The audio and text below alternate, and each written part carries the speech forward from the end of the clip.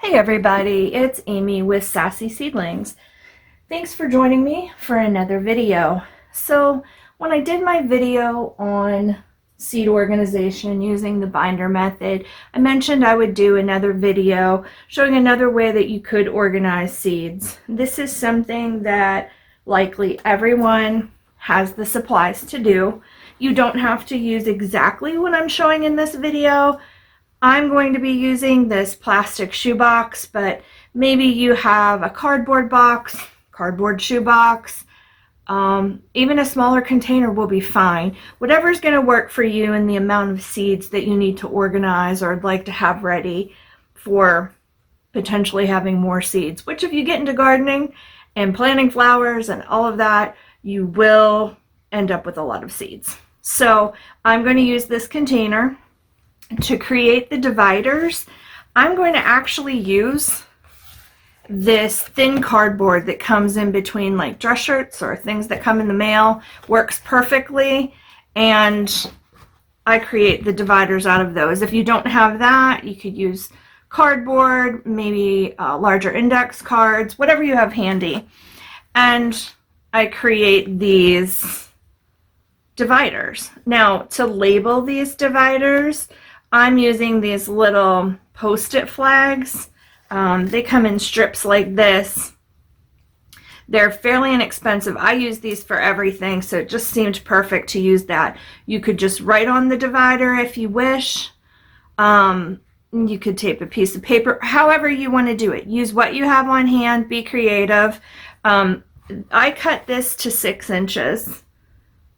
And it fits well. Now it's wider, a wider box, but it narrows down here because it has this little ledge. So I cut it to be about 6 inches wide. Now I'm going to be organizing mainly flower seeds here. In my binder I used all of my vegetable and herb seeds and some of my flowers, but I have a lot of seeds. I thought about starting another binder. And then I thought, well, I have all of this on hand. It'd be great to show everybody an alternate way to save seeds. And this is great because smaller containers like this slide onto a shelf, under a bed. They're stackable. They won't take up a lot of room. And it just works out perfect. So I'll be back and show you how I did this. All right, so here's what we end up with. And using my card that I originally started with, these are zinnia seeds, so I'll just tuck them in the front here. And you have a really good way to have yourself organized. Now I don't have this filled all the way up, and of course the plastic's going to cause everything to slide. So a cardboard box or something smaller may be good. I have plenty more to organize, but I just wanted to get through this video to show everybody. So I just went through and labeled. There's zinnias and cosmos and marigolds and so on. Actually, here's one I forgot to label. But I have plenty more to do, but this is what you end up with. And with these kind of containers, it's nice because you can just snap on the lid and there you're ready to go. And you can see how easy these would be to stack, slide onto a shelf. You would just want to keep any container you're putting together with seeds, whether it be this type of a container, a box, in a cool, not cool, but you don't want an overly hot or overly cold area. So a closet, on a shelf, in your house, and you want to keep them dry, in a dry, good place. And you can get a lot of good life out of your seeds.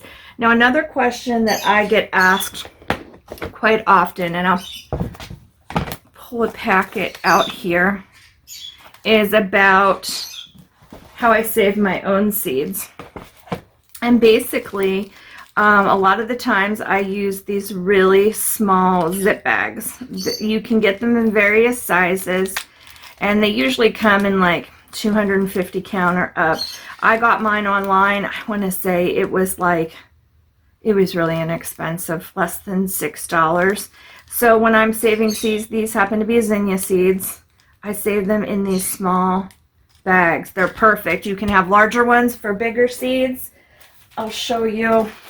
They come in bundles and bigger zip bags, if you will. So these are great because you can write the type of seed right on the bag. They're reusable. They're great if you're mailing seeds to friends or sharing, but most importantly, you want something to save your seeds in that when you open them, they're not going to fly all over the place. These are larger seeds in comparison to, say, petunias and things of that nature that are tiny. So something like this is perfect for very small seeds. You can also use these for, if you're into crafting, beads, sequins, smaller things like that. But bigger seeds like this you could save in envelopes. There's different ways that you could do it. Just be sure that you save them in such a way, or if you're mailing them to friends, that when they open them, they don't go everywhere. But anyhow, I just wanted to show you another alternative to organizing seeds other than the binder method.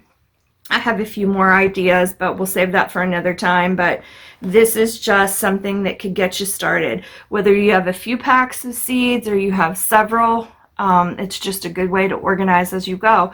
Like I say, this is all flowers, but you would label them the same, you know, with whatever it is, lettuce, spinach, tomatoes, and, you know, organize them in whatever fashion you see, alphabetically, biannuals, perennials, whatever. I'm just doing it by name.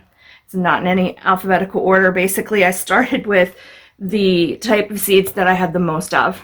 So I hope this gave you some ideas. Let the creativity flow. I'm sure you'll come up with some great ideas, and you'll be able to find your seeds whenever you're ready to plant them. Nothing worse than knowing you have seeds, you can't find them, and by the time you do, it's too late to plant that particular variety to bloom that year or to fruit that year. So get started now while the weather is still snowy or cold wherever you are, and get prepared because spring's just around the corner.